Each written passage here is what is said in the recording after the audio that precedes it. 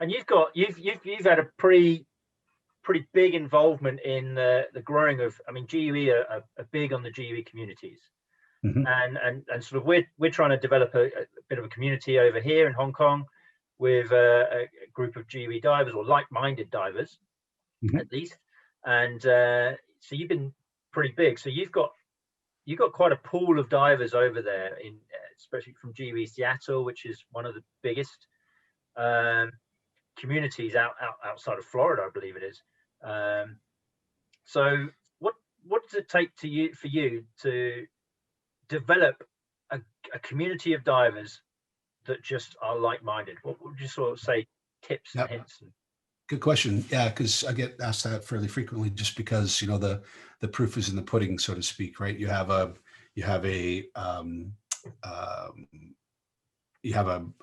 kind of like a successful community with lots of people, and it's like, well, how did you do that? How did you arrange it? And it's like, so the first thing you need to understand is that you know, you need to check your ego at the door, so to speak, and it's not about you, and you need to look at it like you're making the analogy is making a bigger pizza. If there's we have, like, I think 5 or 6 instructors within a couple 100 kilometers of me here right now, and people might go, wow, that's a lot of instructors for this. Like, yeah, well, that's not the way you look at it. You know, if there is a pizza that you want everybody to get a bigger piece of that pizza, you make a bigger pizza. You don't just cut it into smaller pieces. And a lot of people don't have that same mindset. But once you realize that, you know, if you train 4 and then they make 8 and then they make 16, and then it's an exponential growth. And you know, certain people will fall out over time. You know, you have that happen. And but if you keep giving people things to do, and then also you need to let go of authority or leadership.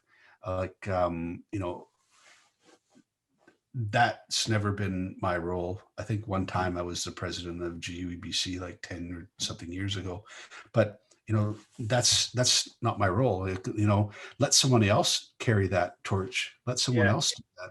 And then if you get other people involved and you encourage them, and then find things to do, find projects, find ties with different organizations like the USBC, for example.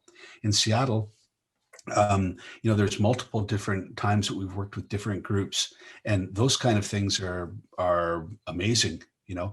And then mentorship, huge thing. You know, if you have a night where you have like it's a GUE Divers Night or something, and it's on Thursday night, the thing, and you bring in some new people show up, it's like, hey, so what are you guys doing? It looks like you're involved in a lot of projects. The experienced divers can't just go and dive with the other experienced divers. It's like, what you need to do is somebody who's climbed Mount Everest takes the new guys that are going to climb the hill in the backyard under their wing, and you go diving together and you help them. And before you ever ask for anything, I learned this a long time ago from a really a successful business person. He goes, before you ask for anything, you need to give something away.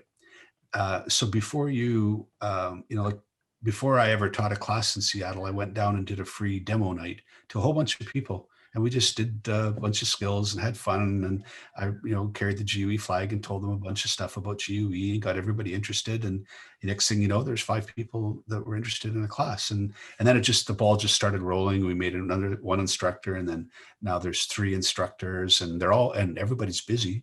And then we realized that we needed a new home base. So we started a business there, the dive shop.